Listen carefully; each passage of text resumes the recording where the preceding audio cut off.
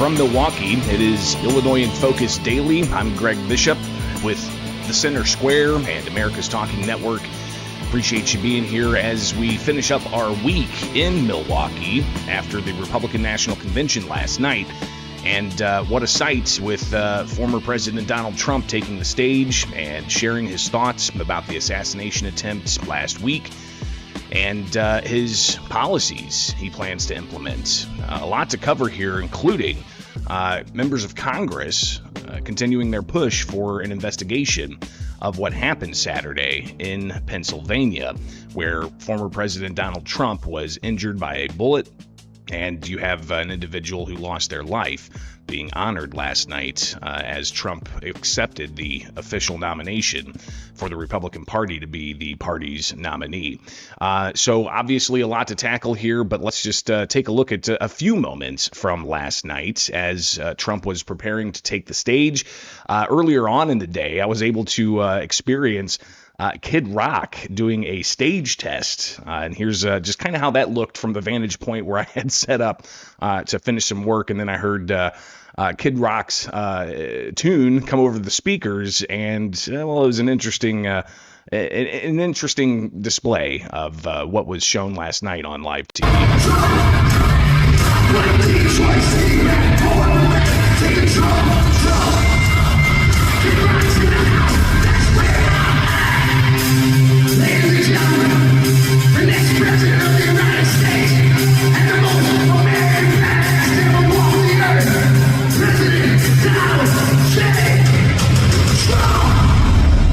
So we had first thought that Kid Rock was going to be actually announcing the president, and that was not the case. It turned out that Dana White from the UFC actually introduced the president to the stage. Here's just some of what Dana White, again, Ultimate Fighting Championship owner and somebody who is in, as he said, the tough guy business. Here's Dana White with just a few thoughts of what he thinks of Donald Trump. I'm in the tough guy business, and this man is the toughest, most resilient human being that I have ever met in my life. The higher the stakes, the harder he fights, and this guy never, ever gives up. The president then taking the stage, sharing with the audience, tens of thousands of people in there, as to the experience he had. He said he'd never share again of being shot, his own personal thoughts on that. But he took time to reflect on the individual who did lose their life in that incident, in that attempted assassination attempt there in Pennsylvania just less than a week ago.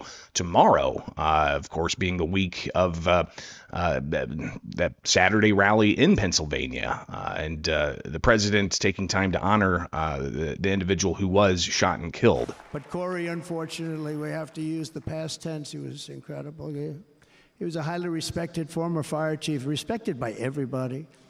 Was accompanied by his wife, Helen, incredible woman. I spoke to her today, devastated, and two precious daughters. He lost his life selflessly, acting as a human shield to protect them from flying bullets. He went right over the top of them and was hit. What a fine man he was.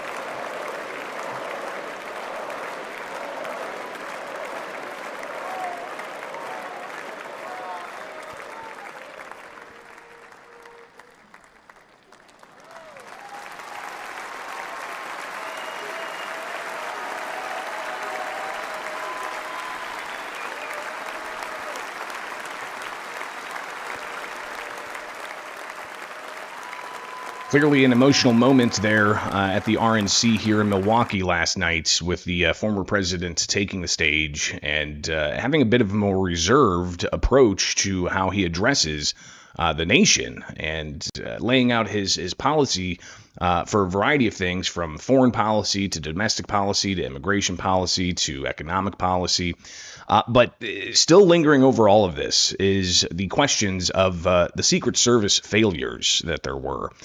Yesterday, of course, outside the Republican National Convention, Illinois Republicans held a breakfast as they did all week, and some of the speakers included Congressman Darren LaHood, but Congressman Mike Bost also there. And during Q&A, he shared some of the reactions that there were of just how horrible the failures were with the Secret Service on Saturday and the need for an investigation. She needs to go. She failed. Then we need to find out, like as said, we have this special commission that goes in. The oversight committee was already gearing up anyway, but now we're going to do the special committee. I'm glad we are, because we need to find out. It's not just about what happened with Donald Trump, because we need to know that. What happened at that rally? What fell and failed? So we need to answer that. We also need to know in the future that never happens again. I don't care if it's Democrat, Republican, Independent. You once you receive your detail from the Secret Service, they need to do their job. Their primary is their primary. They should never care about what their party is. They should never care about how they feel about the particular candidate. Their job is to protect their primary. So Bost saying it's simple. The Secret Service Director, Kim Cheadle, should step down, should resign, and that it's unacceptable. The security failures mounting. I talked with Congressman Dan Muser from Pennsylvania. He was there at the rally on Saturday, and he shared some of his thoughts on the security failures that there were and what needs to happen here. Well, I'll tell you, I was there on Saturday. It was a tragic scene. Fortunately, it could have been a lot worse. The president missed being assassinated by about a quarter of an inch.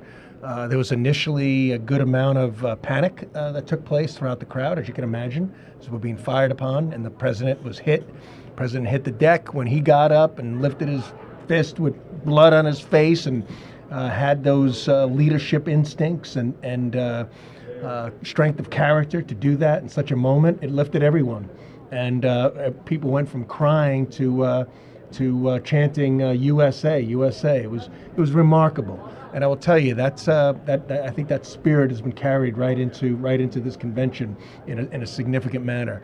Yeah, what we're learning about the lapse in security is highly disturbing. Very disappointing, to say the least. I mean, deadly. We did lose a Pennsylvanian. A Pennsylvanian was tragically, fatally shot, no more than 25 feet behind me. So he was a great man. He died shielding his wife and child. So and there were serious mistakes made. Everybody's admitting that. Right now, however, the Secret Service Director is not being forthright. I mean, claims are going to be forthright. We needed to initially get a subpoena to have them appear on Monday. There was no initial statement that some things went wrong. We're going to fix them. That building was 150 yards away from where the president was going to stand on stage. It was not far at all. I recall it vividly. And so there was a real breakdown. And, you know, there's a little bit of blaming and silly finger pointing taking place. The roof was sloped. Oh, that was the responsibility of the local police and the state troopers. Come on, the Secret Service is responsible for protecting the president. There should have been a plan. It should have been managed. It should have been executed, and it shouldn't have happened. Again, that's Congressman Dan Muser from Pennsylvania, chatting with him yesterday at the Republican National Convention. I also sat down with Congressman Darren LaHood at the convention site yesterday, and we talked about the assassination attempt and what needs to happen here now moving forward. With Congress set to start holding hearings on Monday, but it's not just going to be one committee. He revealed that they're going to be setting up a task force as well. Should she resign? She should absolutely resign. And I don't say that lightly, Greg. I serve on the House Intelligence Committee. We had a briefing yesterday that was a classified briefing. It is unacceptable what happened on Saturday, period, full stop. We have heard from the Secret Service Director. It has given us no confidence at all. In fact, it's just embarrassing in some respects that this happened as a country. I think we forget what this looks like on the world stage, that America has an election in 2.5 months. We have the leading presidential contender that almost gets assassinated. And it appears that the perpetrator, the assassin, put a ladder up on a shed, climbed up with a weapon. People saw him, told that to the Secret Service, and nothing happened. So I'm not one that jumps at every conspiracy theory, and I want to be careful about doing that, but it's simply unacceptable. As a former federal prosecutor, we need to get to the bottom of it. The facts and evidence need to be found out. I spoke with Speaker Johnson yesterday. We're going to create a task force, an independent, hopefully bipartisan commission that will quickly get assembled. We need to have subpoena power. We need to get to the bottom of this. So how do you think that this is going to play moving forward? I mean, you said you don't have any confidence in the protection of the principles here. Should President Trump be cautious of how he moves around until you guys do get confidence in the Secret Service? Well, I have confidence in the agents that protect the president. I mean, the core agents, the Secret Service agents that are out there are good law enforcement agents. I think we haven't had good leadership at the top. I think there's an ability to bring somebody in, maybe on a temporary basis, that can fulfill that role, that puts a renewed emphasis on what needs to be done and the mission of the Secret Service. Hopefully this is a learning experience, but what does this show to our adversaries? There was already a plot by Iran to take out Mike Pompeo, Mr. Bolton that used to work for President Trump himself. What does it say to them that this was that easy to do? So I think we got to, from a congressional standpoint, push them, make sure something like this never happens again. Again, Congressman Darren LaHood, in the conversation I had with him yesterday before the convention really picked up and delegates took to the floor. But this is going to be an ongoing issue. We'll hear a lot more as the investigation by Congress continues. And not just a congressional hearing with the Oversight Committee, but also, as you heard from Congressman LaHood there, a task force that's going to be set up to further investigate with subpoena power to go after and get what they need to know on how Saturday happened, how it could have possibly even happened. So a lot more to be said about all of that. But yesterday, of course, was the final day of the Republican National Convention. Democrats hold their national convention in Chicago starting August 19th. The center square will be on the ground there, and we'll have coverage from Chicago. So be sure to like, subscribe, and hit that notification bell here with America's Talking Network. But some of the issues that came up yesterday in Q&A with various Republican leaders from Illinois. Again, after the breakfast yesterday, you had the outgoing Illinois Republican chairman, Don Tracy, talking about the challenges in Illinois moving forward. But he was also asked about election integrity. You know, it used to be we had election day. Now we have election season. It used to be we didn't have same-day registration, and now we do, and that creates chaos for the county clerks in Illinois who administer the election. It used to be that we stopped counting the ballots on election night, and we stopped receiving them. In Illinois now, they come in 14 days later. It used to be you had to have an excuse to vote by mail, and now it's universal mail-in balloting. And it's gone from like 1 or 2 or 3% up to 30 or 40%. And that creates all kinds of issues. It creates issues with people that want to take advantage of the system, game the system, but also just makes it a harder job for the county clerks who administer our elections. So a lot of the issues are just errors because it's just so chaotic with all the voting mail. And then with voting by mail, the one thing you have for election and integrity guardrail is signature verification. In Illinois, it used to be you could only do that. You had to match the signature with the registration. But in DuPage County, they decided they're going to match it against the application for the ballot, which a trial judge in DuPage County said was a recipe for fraud. So all of these things have made election integrity critically important, so important it needs to be a year-round effort now instead of just 40 days out. Again, Don Tracy, outgoing Republican chairman, he continued to talk about election integrity and making sure to secure the vote in a state like Illinois. You're the media. You have a responsibility, obviously, to report accurately. Please don't tell people that there is no such thing as voting fraud.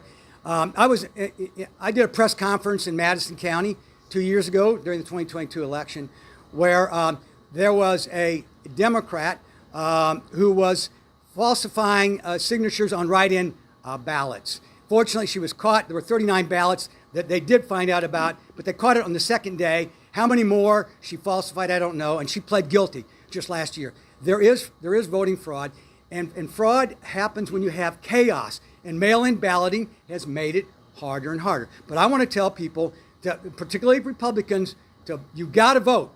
The only way, we have very loose rules. We don't have voter ID. We need voter ID. How can anybody be against voter ID? The only Democrats are against. The people support it like 70 or 80%. So, but we need better election integrity in Illinois. But in the meantime, the only way to change it, the only way to get better election integrity rules, and so we can have more assurance, more confidence in fair and honest election, is to tighten up the voting rules in Illinois. And we can't do that until we win. So Republicans, conservatives, vote, and vote early. That's Don Tracy, the outgoing Illinois Republican Party chairman. Also on the issue of election integrity, Congressman Darren LaHood was asked questions after the Republican breakfast yesterday. First of all, we've seen none of that at this convention, not anything related to what happened in the election in 2020. Everything has been focused on the future. Listen, is election integrity important?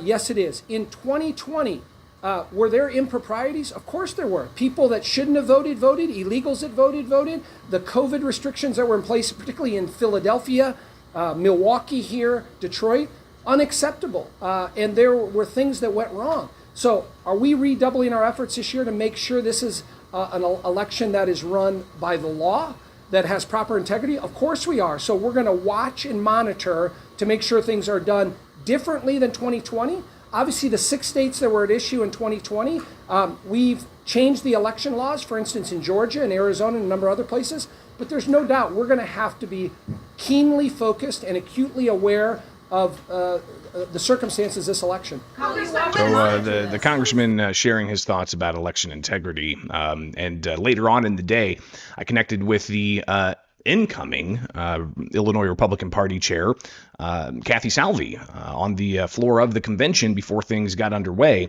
And she shared some of her thoughts on election integrity and what the state party needs to do to secure the votes. Well, we need to work within the rules that we have in Illinois, and we don't have voter ID in Illinois. We do have signature verification, so we work within the rules that we have in order to ensure that every legitimate vote is counted and every cheat is discovered.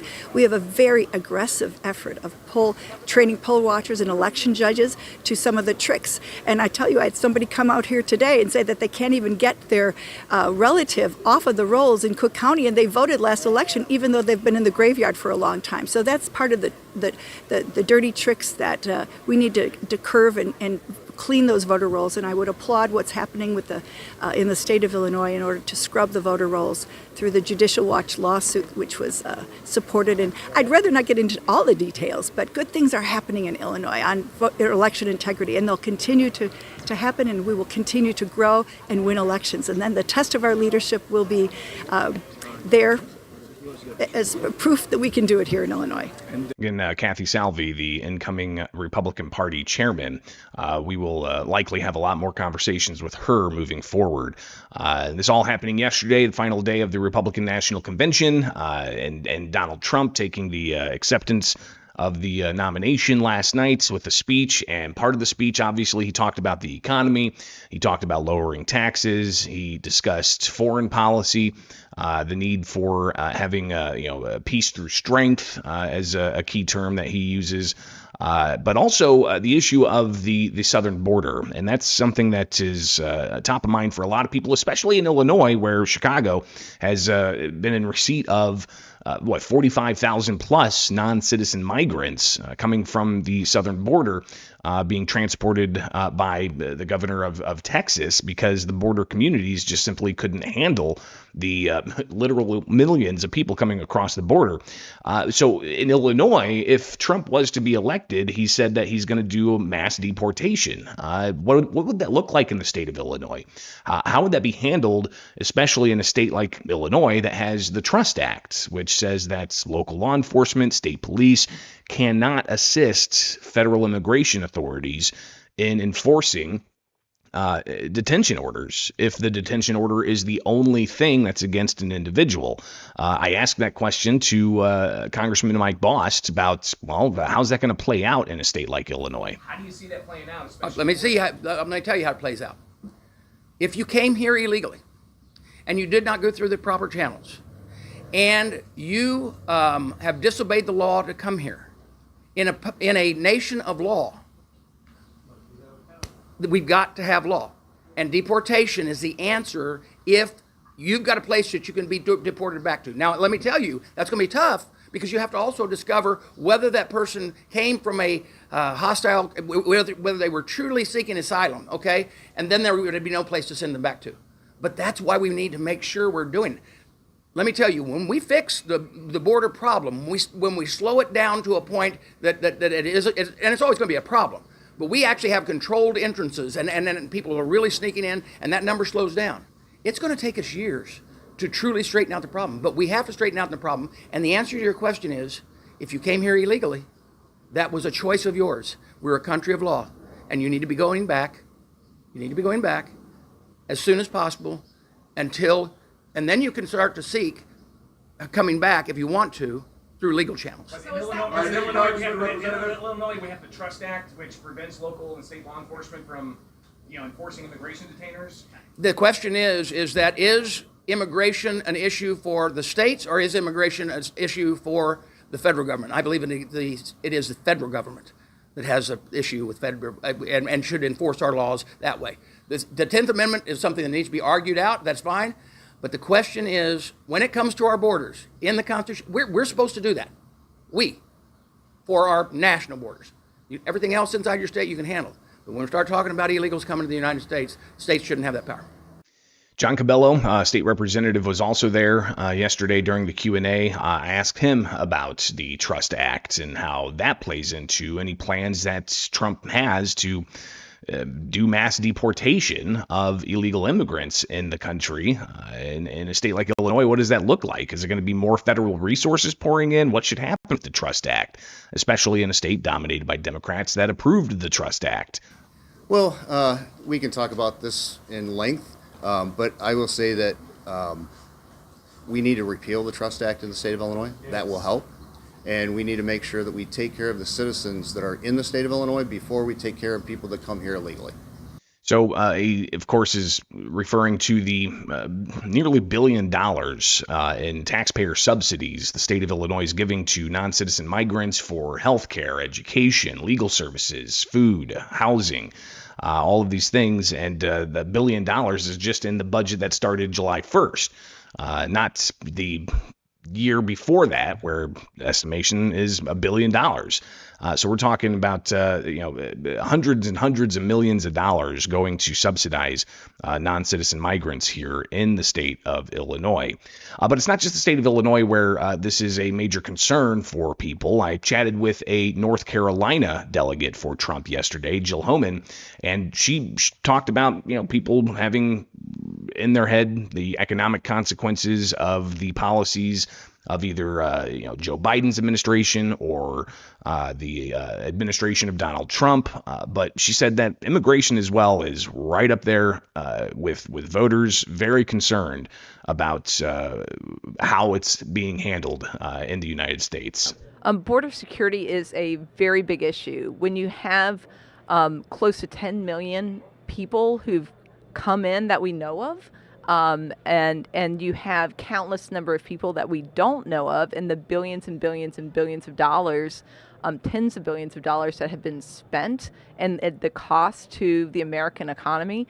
And so it's a big issue. People are very concerned about safety, public safety, and also just the impact of an open border situation we have under the Biden administration. And I'll tell you what, who was in charge of the border security, and that was Vice President Kamala Harris. And so that was her one job, and she has not done it. And so the blame is right there at her feet, and we need to hold her accountable. And whether it's a ticket of Biden Harris, or whether it's a ticket of Harris or somebody else, or a ticket of another Democrat, the fact of the matter is it's the same policies. It doesn't matter what the person is and who's on the ticket on the other side. You have security on one side, open borders on the other side. So immigration, clearly a major issue for voters. But heading into November, if you see some of the headlines out there about the disarray in the Democratic Party, of course, their nominating convention is in August next month in Chicago, and the Center Square will be on the ground. Myself, Greg Bishop, and a team will be bringing you all kinds of updates. So be sure to like, subscribe, hit that notification bell, and subscribe to the Center Square newsletter as well, so you can get those breaking updates. But some of the disarray from the Democrats and the headlines saying that the pressure's on for Biden to step aside. To make way for either Kamala Harris to be the presidential candidate and then a VP choice, or maybe somebody else from the Democrats. Could it possibly be, I don't know, the likes of Illinois Governor J.B. Pritzker? Here's Congressman Darren LaHood reacting to that. Listen, I think if Governor Pritzker didn't have $1 billion, he wouldn't be in office right now. So I think, but for his money is the only reason why he's been in office. So I don't think many people outside of his media window, bubble, pay any attention to Governor Pritzker.